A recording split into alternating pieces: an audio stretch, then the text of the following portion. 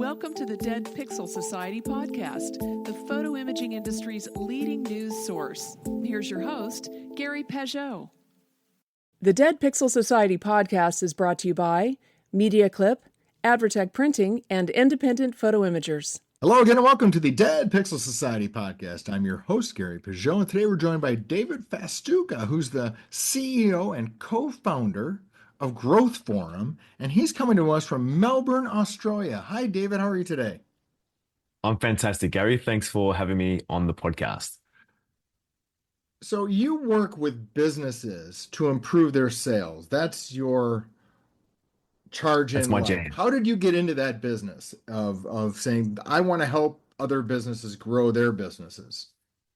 Yeah, I think it's a bit of a funny story. So as we were talking earlier, before hitting the good old record button, I'm a designer by background. Love drawing and went into graphic design, then into web design.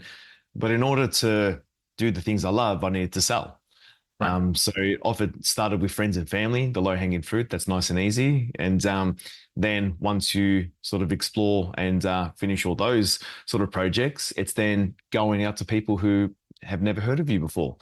So that's when I started to learn the art and science of how to position myself, how to pitch myself, and basically how to sell my services.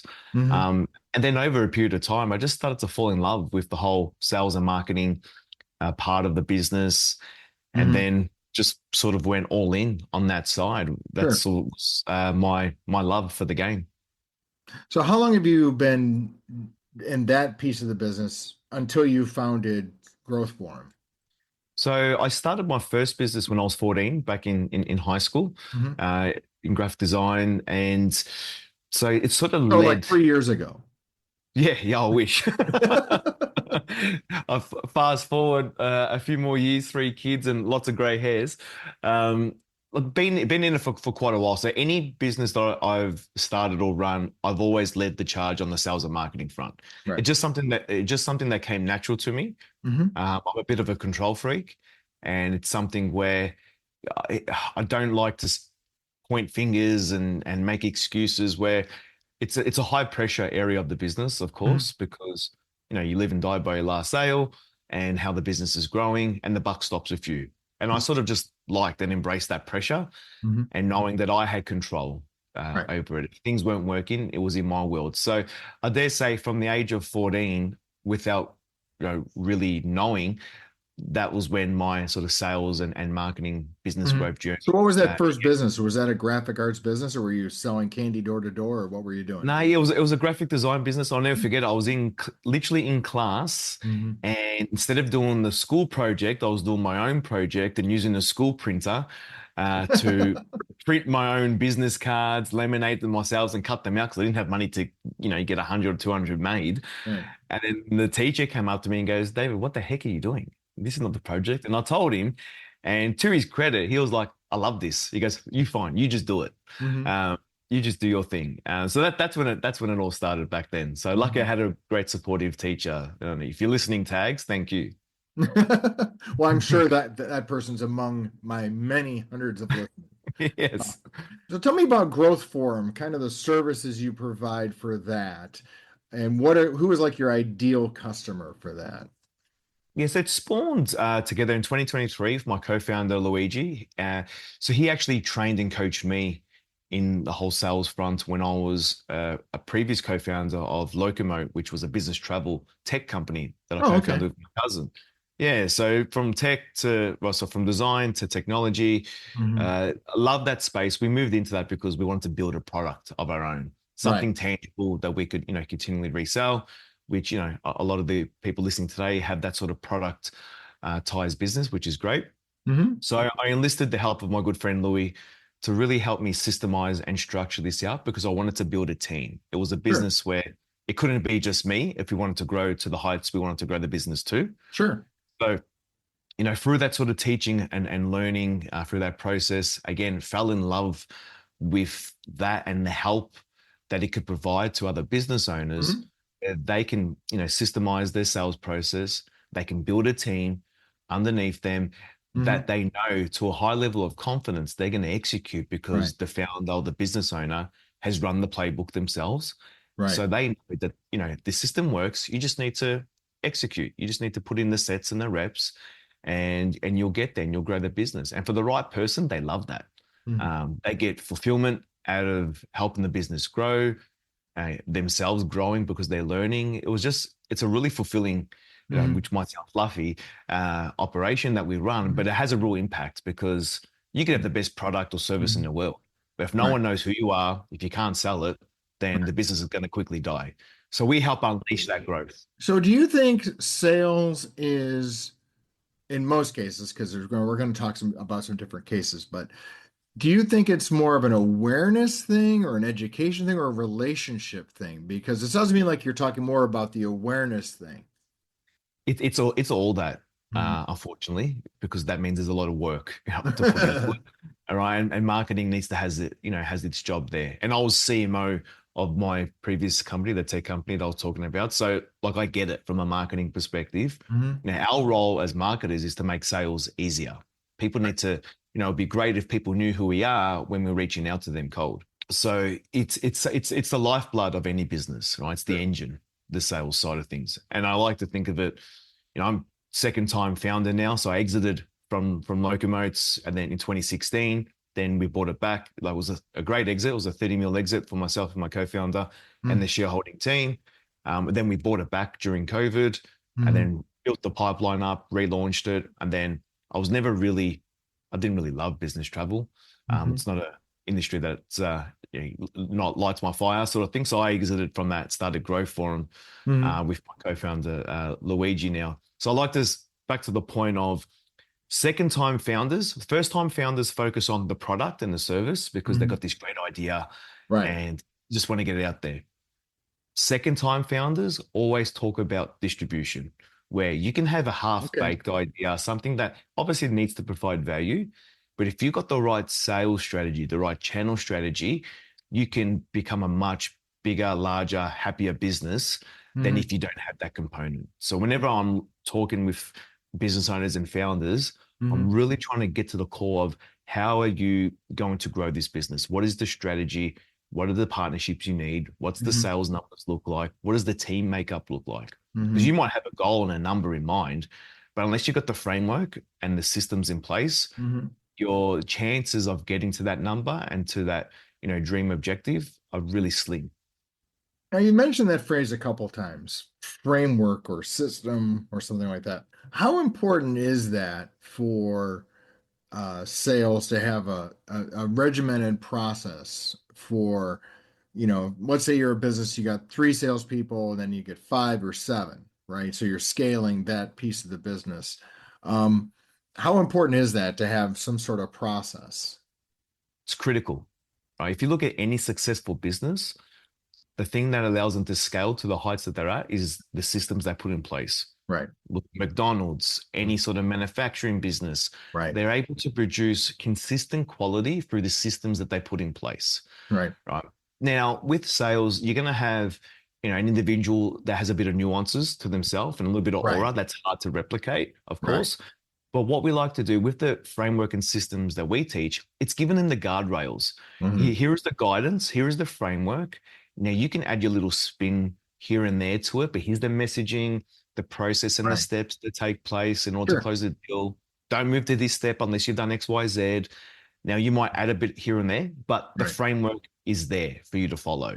So it's critical to enable you to then consistently grow. Otherwise, if you rely on, the creativity and intuition of an individual, it's hard to hire and clone that, across the business. Sure. Well, that's one of the things you always see is like, quote unquote, superstar salesperson or the hot shot, or, I don't know if they have that in Australia, but over here, of course, you always see that in the TV shows, right? You got the hot shot sales guy. But what you're saying is that may not be actually the best solution for every organization because you can't scale that guy specifically. True. And it's a risk, right? So while it's great when they're nailing it, but what happens when that person leaves the company, right, and moves on? Because, the average tenure for, a rockstar salesperson hovers, the data shows it hovers around 1.5 to 2 years before they're looking at a new opportunity to tap the new market, bring their relationships over to something new. You know, you might get a quick win, but Mhm. over the long term, it's Right. just not sustainable. Right. So it's something that you really need to think about. And if you got a rock star in the team, it's like, Mhm. cool, maybe you can build the system and the framework around what they're doing. Right. You know, dissect, you know, the steps they're taking, how they're doing it, and Mhm. then try and build a framework around that for the other team members to follow. Right. Because I mean, clearly if they're a quote rock star unquote, they're doing something, right? To either reach the audience or meet the clients, that know how to build relationships or connect with people or something like that. Cool. Correct.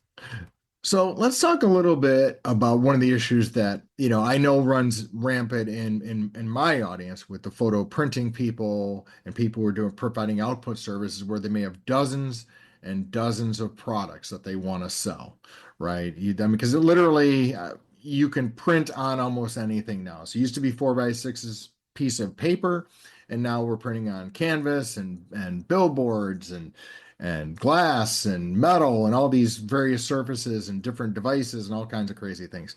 So that's a lot. How Mm. do you suggest coaching a team or something that has all of that stuff in the arsenal, all of those products they could possibly sell, which are overwhelming to the prospect and difficult to narrow down? Do you pick it on like the profitable that you want to pitch the more profitable products, which are probably maybe better for your bottom line, but may be of less interest to the consumer, for example? Stay with us. We'll be right back. If you're a podcast host or someone wanting to be interviewed on podcasts as a guest, visit podmatch.com. Podmatch automatically connects ideal podcast guests and hosts together for interviews. We always say it works just like a dating app, but instead of connecting you for dates, it connects you for podcast interviews. Podmatch has connected over 85,000 guests and hosts together for interviews that listeners love, all while saving you countless hours of administrative work through built-in automations. If you're ready to level up your podcast interviews on either side of the mic, start today by visiting podmatch.com. There's a bit of a fine art to that. Now, I'll bring up a story that was recently told to me by a good friend of mine. So he was giving me this scenario where a friend of his took over the CEO role for this multinational chocolate business. Mm-hmm. Now, this chocolate business had been around for, I think it was close to like 80, 90 years. So Sure. great established business, but they were on the decline. Right? Mm-hmm. Their sales year after year for the last 10 years had declined. So they moved out the CEO, got a new one in. So new CEO comes into play and immediately looks at all the SKUs, all the products they've got. They had a range of like 150 different types of chocolate they were selling out there. Because it's easy, you have success with one, let's build another one, let's build another one, and we Right. can build Exactly. lines, right? It's that allure of more products equals more revenue and happy day. But the effect that it was having was their marketing spend was getting diluted across all these products. Right. Their messaging and what they became known for became diluted because they had to talk about all these new initiatives and all the new products that they're coming out. Sure. And there's only so much that the audience, your customer, can really take in and understand. What the CEO did, he just looked at everything, looked at the numbers, looked at what they were known for, how they grew in the early years, and did a bit of a survey with their customers on what's your favorite chocolate, what's your favorite flavor. And they end up reducing their SKUs from, I think it was around 150 all the way down to 30, right? Okay. It's a massive cull. Yeah, 5x. board, They just cut them. Yeah. yeah, the board was against it. It caused a lot of arguments because some of the products might have been an idea from one of the executives or a board member. Exactly. Right. It always comes from, I think we should do this. And you go, okay. But he got his way. He's like, you got me here, CEO. Let me do my job. Right. And if it doesn't work, you can fire me. Right. And the end result was the company is now on the incline because now they focus back onto their core offering. Right. Their messaging becomes a lot simple because they're only talking about, a limited amount of products. They can and 30 is a lot of products if you think about it. 30 is still a lot. That's right. And their marketing now goes down into just 30 products. So now, if say they were spending $1 million per product across 150, now that's 5x across those 30 products. So they get more exposure. So everything becomes easier, right? Your systems, your process, what your sales team need to talk about. It's easy to complicate things Right. It's very hard to simplify things. And I think Right. Apple does an amazing job on the simplicity factor. Sure. Now, they're probably, ever since, the passing of the late Steve Jobs, they've added more SKUs and things like that. But one could argue they're super successful still, which they are. Right. But that's only comes after once they've truly nailed a sector before you start adding things on there. Yeah. It becomes too easy just to add another 5 SKUs, another 5 products, because, hey, like you said, I can print on the T-shirt. Now I can print on glass. Now we can offer everything to a customer. Right. But why did your customer come to you first? Why did they come to you and not the other person down the road that can do the same thing or 50 other things? Because I think our industry got kind of swept up in sort of the long tail thought, right? Remember Chris Anderson, the long tail? Yeah. You got to offer it, even if, and the example used was, MP3 downloads, right? You got your most popular songs and it goes down to it's downloaded 3 times, but that's 3 sales you wouldn't have gotten if you didn't offer that song, right?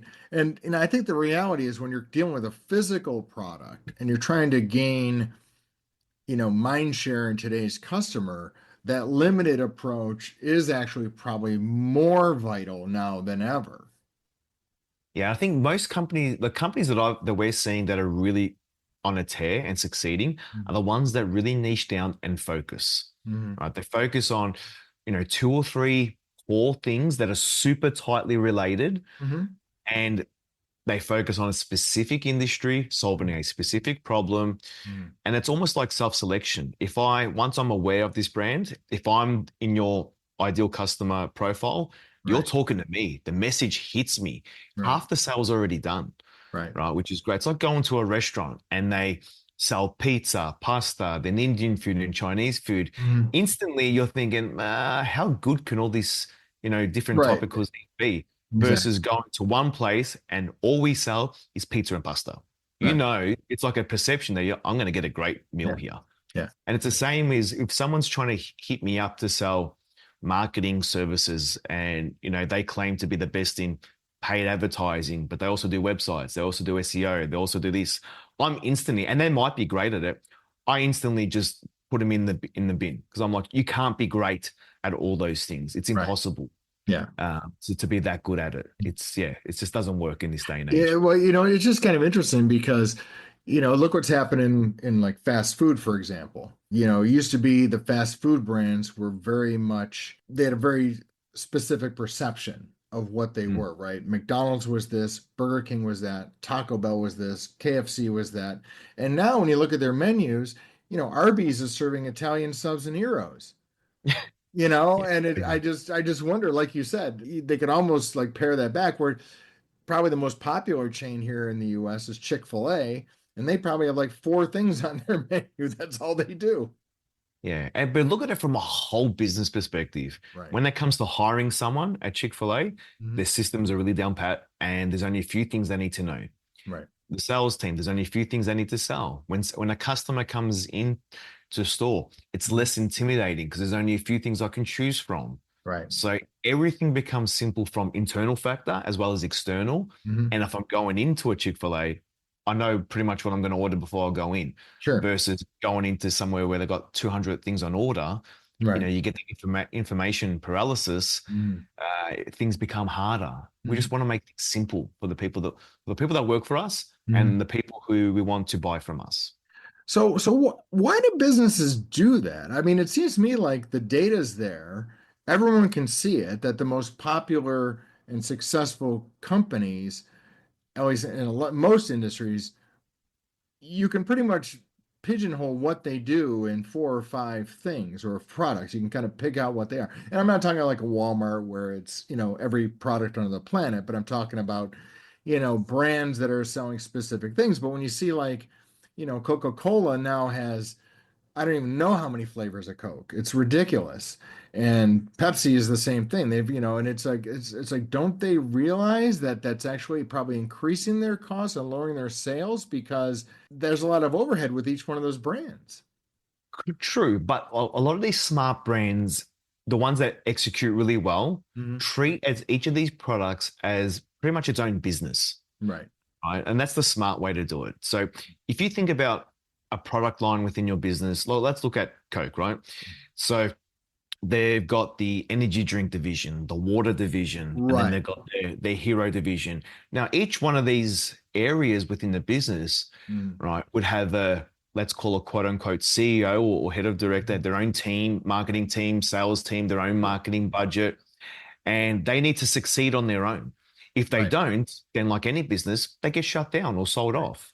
Right. You know, I'll look at like this in our business. So we've got obviously our core offering, which is our training program that people Sure. go through. Then we've got our podcast, our newsletter, our upcoming book.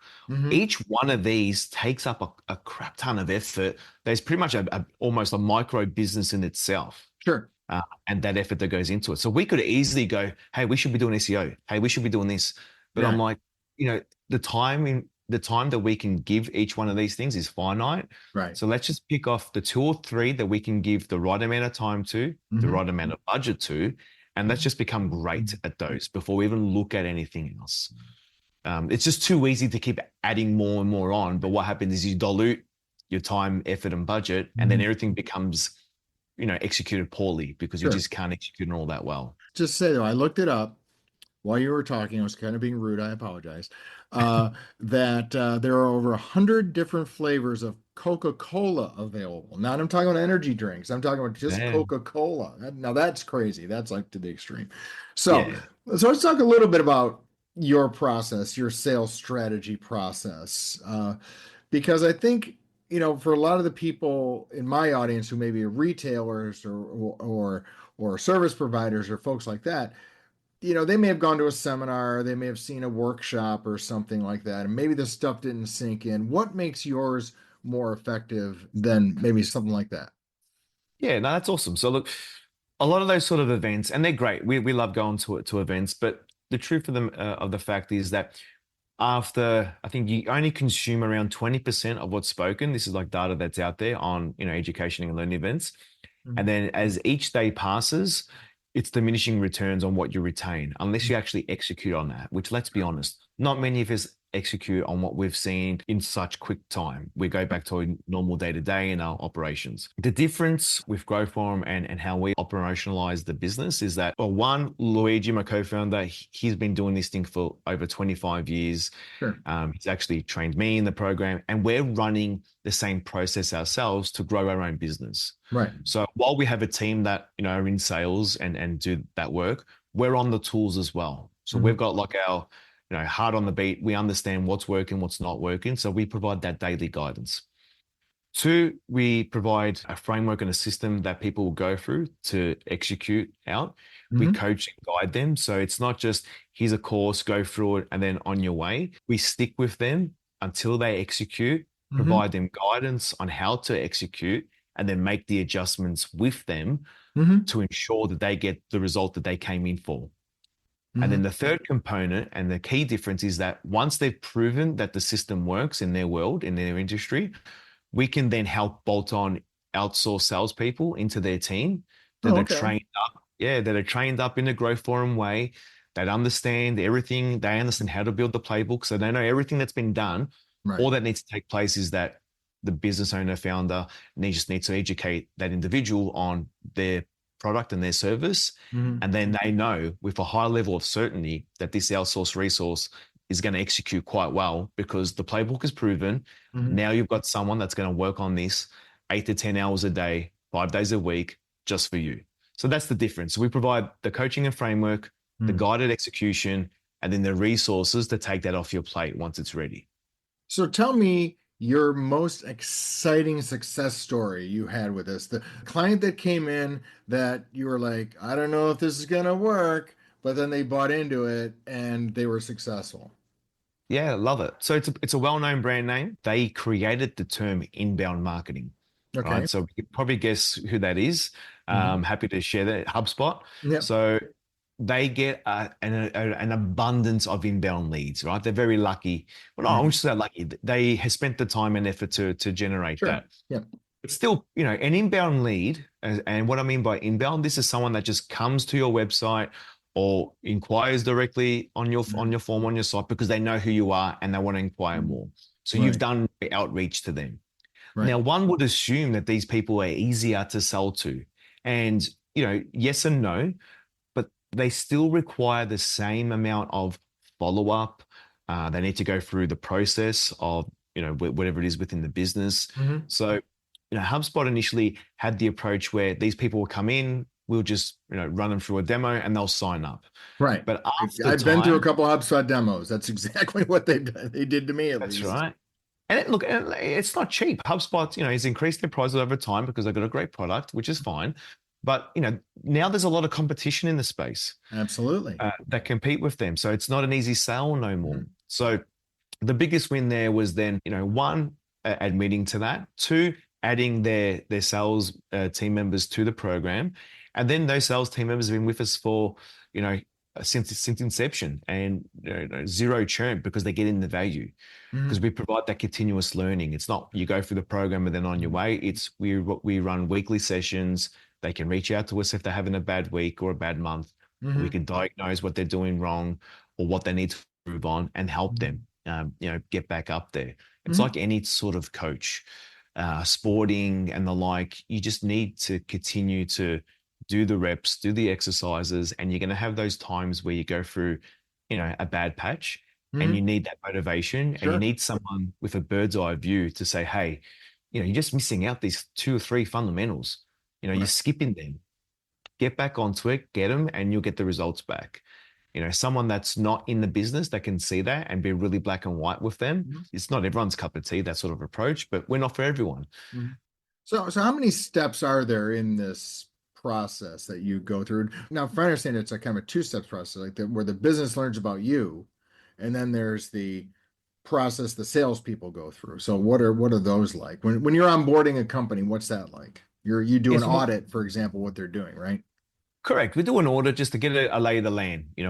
What sales look like within your organization, who's doing it, how's it been run, what process do you have in place, what technology do you have in place, and then that gives us a good lay of the land to say, okay, cool. Then we can prescribe a bit of a learning journey, and here's what you need to do first and second before you tackle, the core offering here.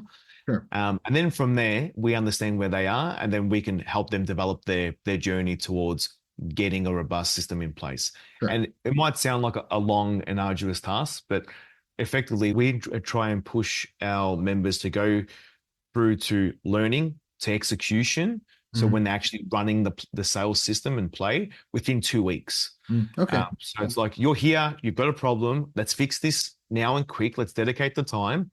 And then once rubber hits the road, that's when we're going to get the real learnings. Once you're customers, once you're getting rejections, once you're getting approvals, so we can understand what's learning and then tweak it so we can quickly help, scale this out for you and the team. What are some of the things that salespeople are doing day to day that they could be improving on? It's just the simple things. It's ensuring that you're blocking out time within your calendar to do new pipeline generation. And what I mean by that is reaching out to new prospective customers that haven't heard of you yet and just getting on their radar. Ensuring that you're blocking out time every day for that. People always cut corners when they've got a thin, skinny, unhealthy sales pipeline. What you want to do is build enough deals and opportunities within your pipeline that are the right profile for you and nurture those people through. So just blocking out that time to ensure that before you do any other task, Sure, you're knocking that out. And if you do that, it will compound over time. And it's like the best tool in the world is compounding. Just ask Mr. Warren Buffett. And once you've got that into play, you will never struggle to close deals on the regular basis if you do that. And it's the hardest thing to do. Because well, that's what I was going to say. Mentally, that's the hard thing to do because that's where you're hearing all the no's, right? That's right. It's easier to talk to a warm prospect or a current customer to see how they're doing because they already have a relationship with you. But, if you're doing any kind of cold prospecting, you're going to hear a lot of no's, and a lot of people don't like that. Now, I know there's people who get excited about that. They go, every no I hear is that brings me closer to yes. I've heard that 1,000 times. But for a lot of people, it's difficult.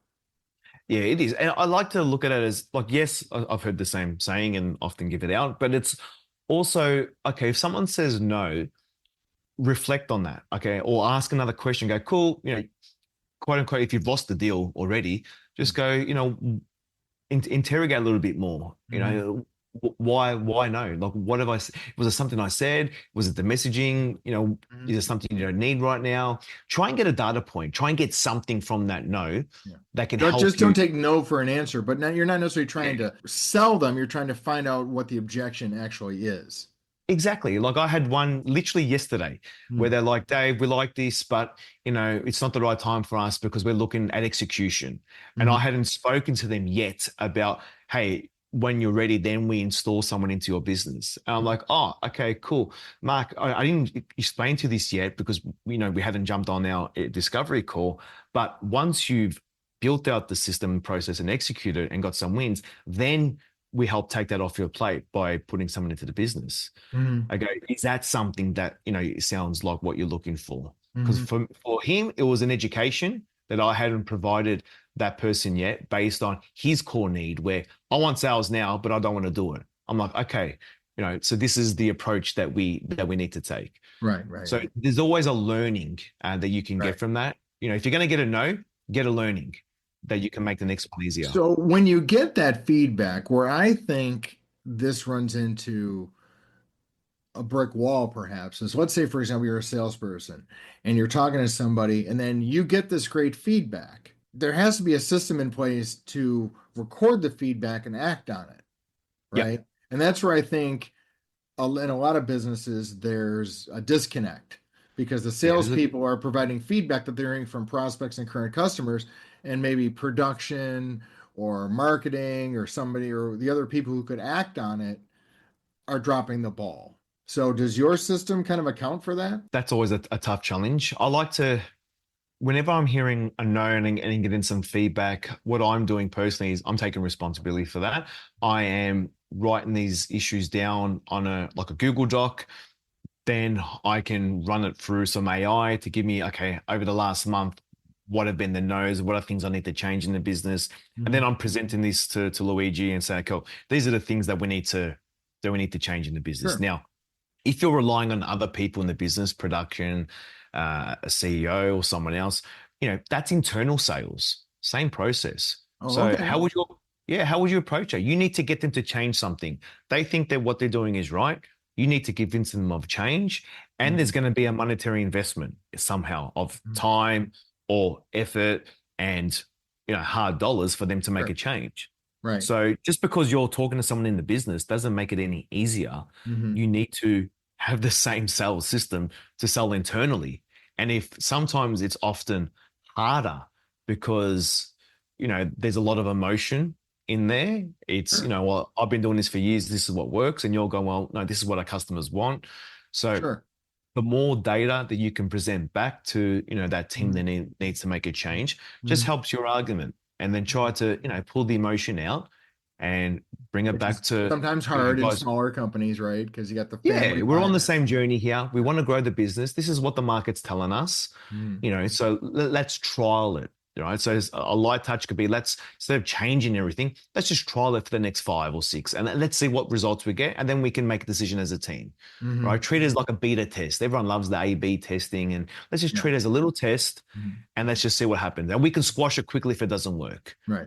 So it's a low risk. It's almost like getting a customer in on a free trial or, hey, try the camera out now, try the printer, see the quality, get them involved, almost like that IKEA effect where they now feel like they own it and then get their buy-in. And then once they've, tried, tasted the offering, then they're like, okay, cool.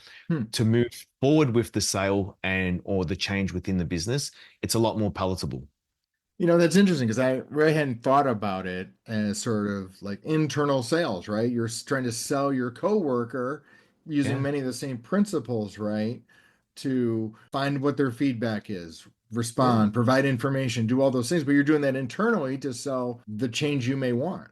Yeah, like one of my good friends, Michael Margolis over in the States, he literally has got a business and he trains basically people within the business to sell internally.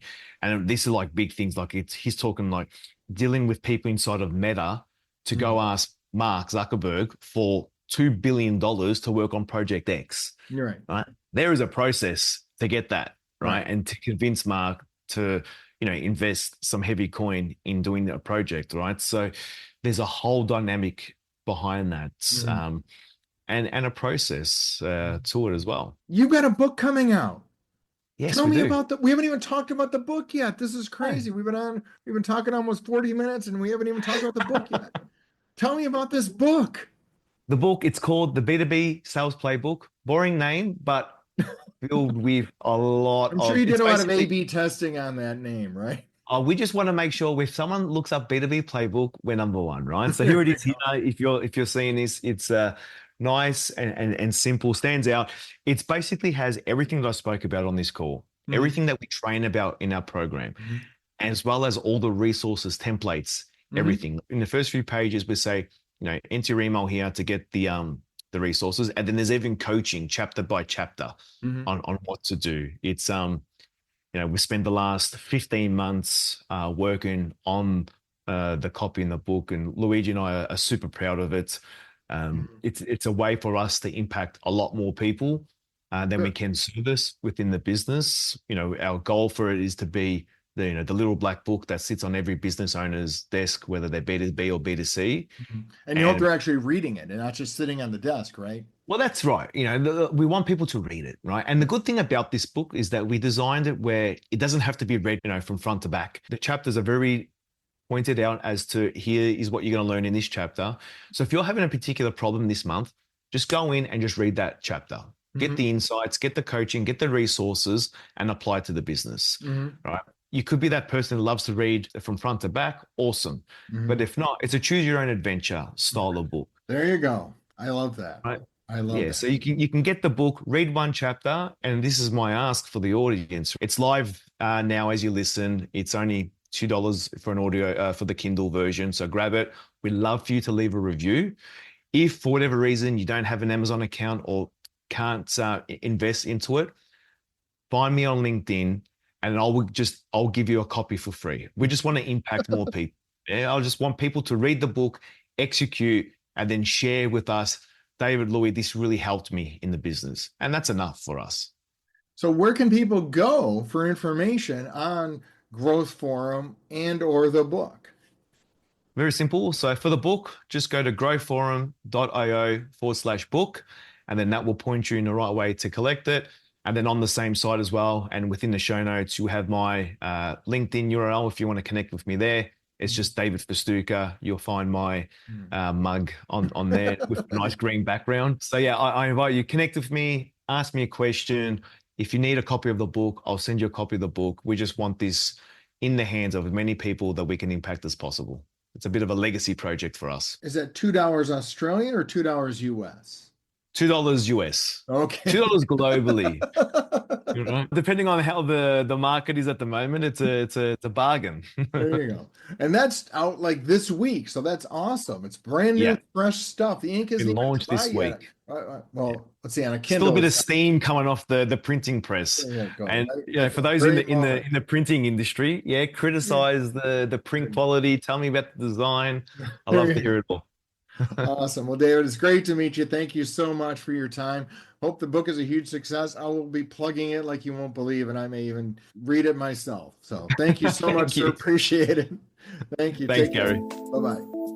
Thank you for listening to the Dead Pixel Society podcast. Read more great stories and sign up for the newsletter at www.thedeadpixelssociety.com.